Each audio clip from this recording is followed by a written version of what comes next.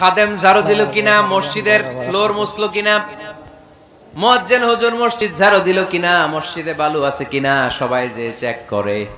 দায়িত্ব কি শুধু খাদেমের আর মুয়াজ্জিনের কাঁধের উপরে নাকি আমাদের কাঁধেও মসজিদ পরিচ্ছন্ন রাখার দায়িত্ব আছে না?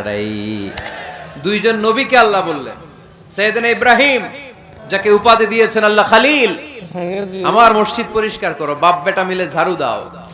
সাইয়েদনা ইসমাইল ইব্রাহিম মসজিদ ঝাড়ু দিতে পারলে আপনি কোন লাট সাহেব হয়েছেন? কি হয়ে গিয়েছেন আপনি? মনে জ্বালা, যন্ত্রণা, ঘরে মারামারি, শান্তি নাই, মসজিদে চলে যান, মসজিদ মুছে দেন, একটু ঝাড়ু দিয়ে দেন, আপনার ঘরের সব অশান্তিরে শান্তি বানায় দিবে কে?